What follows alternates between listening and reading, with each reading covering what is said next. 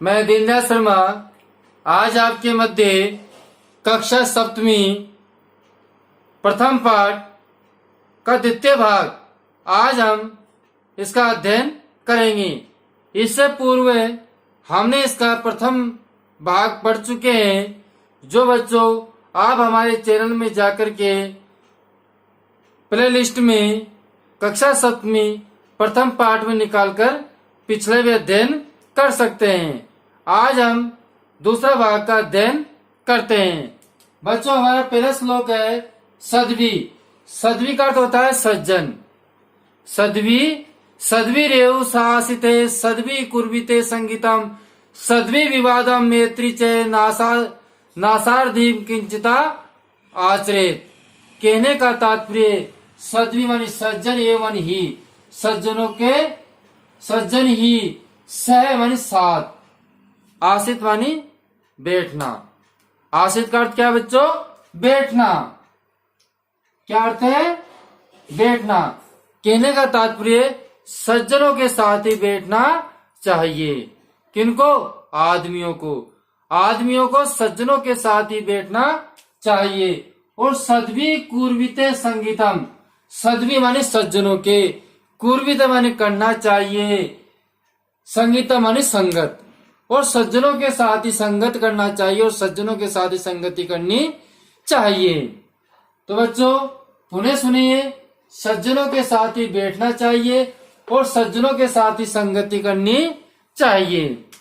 आगे है सद्वी विवादम मैत्री, और सज्जनों के साथ ही विवाद एवं मित्रता करनी चाहिए। सज्जनों के साथ ही विवाद मानी झगड़ा या विवाद, तो सद्वी मानी सज्जनों के साथ ही विवादम मैत्री च, विवाद और मित्रता करनी चाहिए। अब बच्चों ध्यान दें, न असद्वी, न असद्वी, जो असज्जन है, जो असज्जन है उनके साथ किंचित आचरते, किसी प्रकार का कुछ भी आचरण नहीं करना चाहिए। तो बच्चों किनके साथ किसी भी प्रकार का आचरण नहीं करना चाहिए? जो असज्जन है, असज्जनों के साथ हमको कुछ भी और किसी प्रकार का आचरण नहीं करना चाहिए। अब बच्चों हम इस पाठ श्लोक का हिंदी अनुवाद आपके सामने लिखते हैं, उसको ध्यान से देखें और आप भी अपनी उत्तर पुस्तिका में उतारें। देखिए बच्चों, हिंदी अनुवाद। वैसे मैंने आपको अर्थ बता दिया, समझ में आ गया होगा, लेकिन अपने संग्रह के लिए इसका अनुवाद भी आवश्यक है। तो बच्चों आदमी को या मनुष्य को सज्जनों के साथ ही, सज्जनों के साथ ही क्या करना चाहिए बच्चों? बैठना चाहिए। मनुष्य को सज्जनों के साथ ही बैठना चाहिए और सज्जनों के साथ ही संगति करनी चाहिए। सज्जनों के साथ ही संगति करनी चाहिए और सज्जनों के साथ ही संगति करनी चाहिए।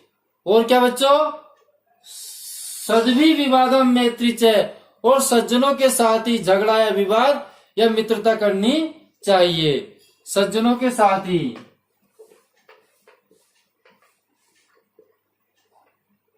सज्जनों के साथ ही झगड़ा या विवाद, झगड़ा या विवाद और मित्रता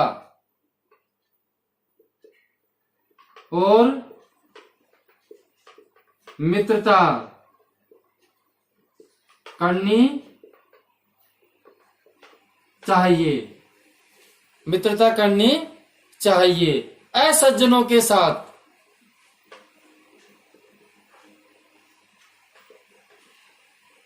असज्जनों के साथ, असज्जनों के साथ क्या करना चाहिए बच्चों? असज्जनों के साथ, असज्जनों के साथ कुछ भी आचरण नहीं करना चाहिए, कुछ भी आचरण नहीं करना चाहिए। जो असज्जन है उनके साथ में किसी प्रकार का कैसा भी आचरण नहीं करना चाहिए। तो इस प्रकार बच्चों हमारा श्लोक क्रमांक 4 पूर्ण हुआ। बच्चों अगला अपना 5वां श्लोक है, धन धान्य प्रागेषु विद्या संग्रहेषु च आहारे व्यवहारे च त्यक्त लज्जे सुखी भवेत्। तो बच्चों हमारे 5वें श्लोक में बताया गया है कि कौन सा मनुष्य सुखी रहता है। तो ध्यान दे, धन, धन का अर्थ होता है बच्चों वित्त, वित्त मतलब पैसा। धान्य माने अनाज, धान्य का अर्थ क्या है बच्चों? अनाज या अन्न। प्रयोगेश माने प्रयोग में, के प्रयोग में, मतलब धन और अन्न के प्रयोग में।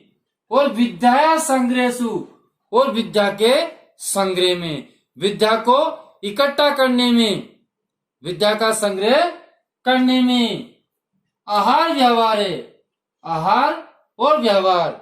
आहार का मतलब होता है भोजन इत्यादि, भोजन करना, और व्यवहार होता है बोलना चालना। आहार और व्यवहार में त्यक्त लज्जे, जो लज्जा त्याग देता है, आहार और व्यवहार में जो लज्जा त्याग देता है वो मनुष्य सुखी होता है। तो बच्चों कौन सा मनुष्य सुखी होता है? जो धन और धान्य के प्रयोग में और विद्या संग्रह में, विद्या अर्जन के संग्रह में, और भोजन और व्यवहार में, भोजन और व्यवहार में संकोच छोड़ देता है, किसी प्रकार का संकोच नहीं करता है, किसी प्रकार की लज्जा नहीं करता है, तो वो व्यक्ति सुखी रहता है। अब बच्चों हम इसका हिंदी अनुवाद लिखते हैं। ध्यान दें बच्चों, श्लोक आपके समझ में आ गया होगा। अब इसका हिंदी अनुवाद से आपके और अच्छी तरह समझ में आ जाएगा। धन, धन जिसको आप बच्चों जानते हो क्या कहते हैं उसको? वित्त, वित्त जो पैसे हैं, वित्त जो पैसे हैं। और धान्य, धान्य क्या है बच्चों? अन्न। धान्य क्या है? अन्न है। के प्रयोग में, के प्रयोग में, के प्रयोग में विद्या अर्जन है,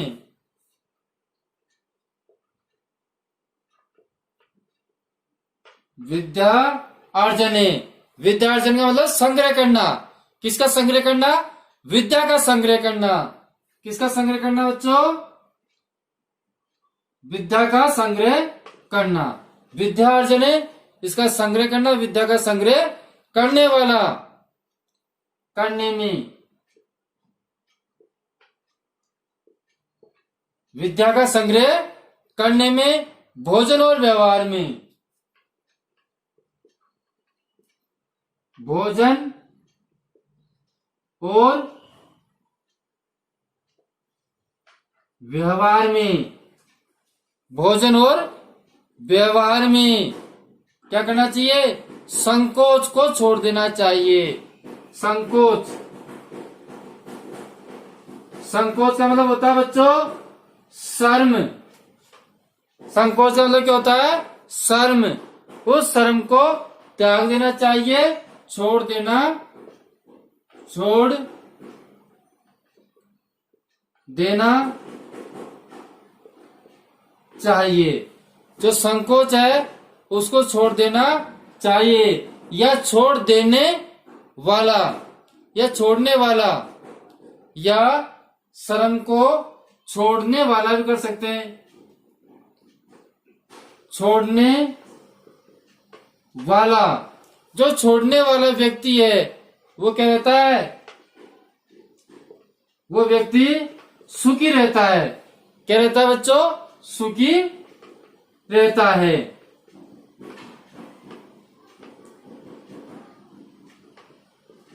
तो बच्चों हमारा 5वां श्लोक के अंतर्गत बताया गया है कि धन माने वित्त और धान्य अन्न के प्रयोग में, विद्या संग्रह करने में और भोजन में और व्यवहार में जो संकोच को छोड़ देता है, श्रम को छोड़ देता है, वही व्यक्ति सुखी रहता है।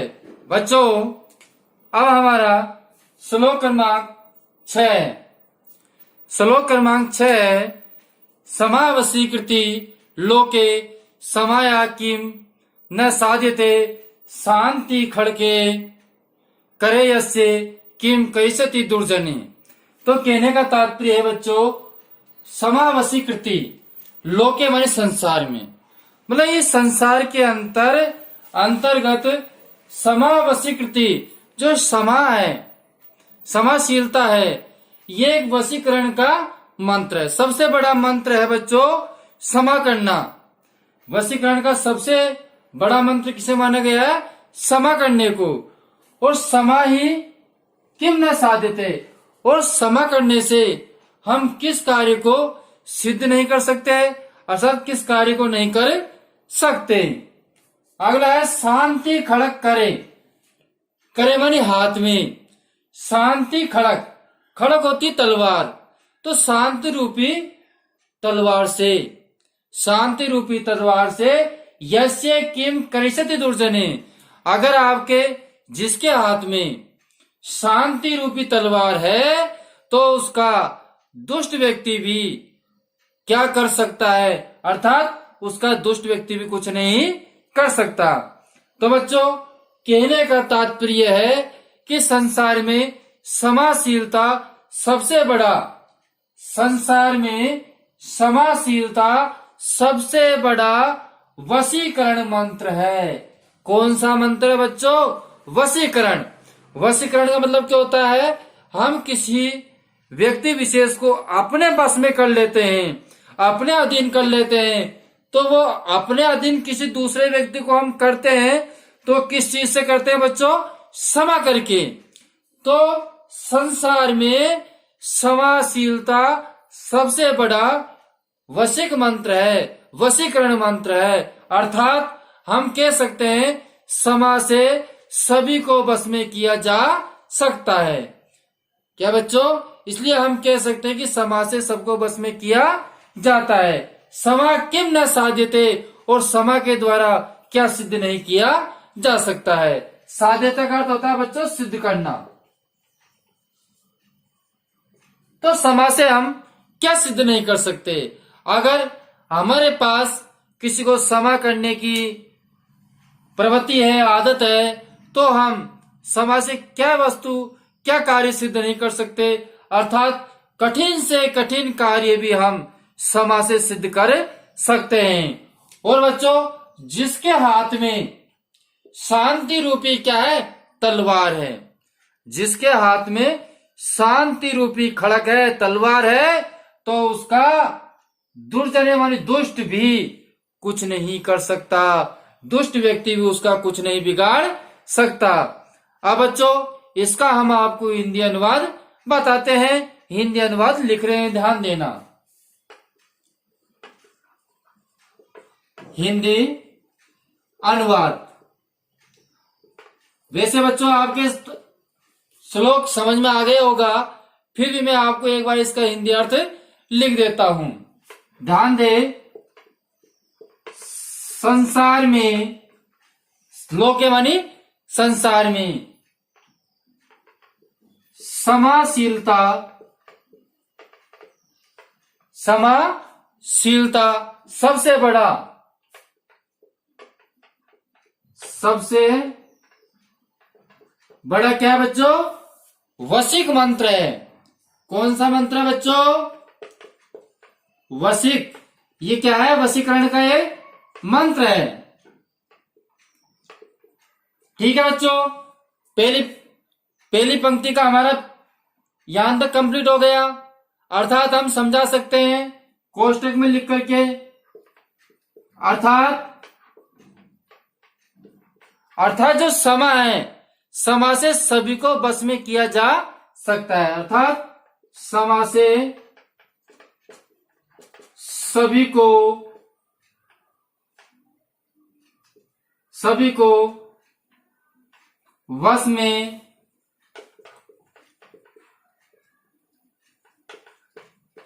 किया जा सकता है। अर्थात समा से सभी को वश में किया जा सकता है। अब बच्चों, अब हम चलते समया किम न साध्यते, समा के द्वारा क्या सिद्ध नहीं किया जा सकता। समा के द्वारा क्या सिद्ध नहीं किया जा सकता। समा के द्वारा क्या सिद्ध नहीं किया जा सकता है। ठीक है बच्चों, अब शांति खड़क करे, मतलब जिसके हाथ में शांति रूपी क्या है? खड़क है, तलवार है। तो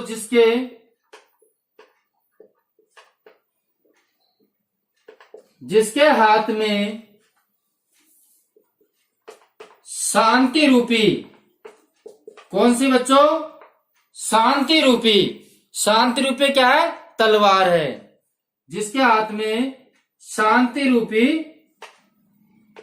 तलवार है, उसका दुष्ट व्यक्ति भी क्या कर सकता है? उसका दुष्ट व्यक्ति भी क्या कर सकता है? उसका दुष्ट व्यक्ति भी क्या कर सकता है। तो बच्चों ध्यान दे, हमारा जो प्रथम पाठ है सुभाषितानी, आज हमारा प्रथम पाठ कंप्लीट हुआ। अब हम आपसे अगले वीडियो में द्वितीय पाठ के साथ मिलेंगे। जिसने हमारे चैनल को लाइक नहीं किया है तो बच्चों वह चैनल को जरूर लाइक करें, और जिन भैयाओं ने अभी तक चैनल को सब्सक्राइब नहीं किया है तो वह चैनल को जरूर सब्सक्राइब करें, जिससे कि हमारे जो पिछले वीडियो हैं या आने वाले वीडियो हैं वो निरंतर आपको प्राप्त हो सके और आपका अध्ययन का कार्य व्यवस्थित चल सके। तो बच्चों अगले वीडियो में हमारी आपसे फिर मुलाकात होगी। जब तक के लिए हम आपसे विदा मांग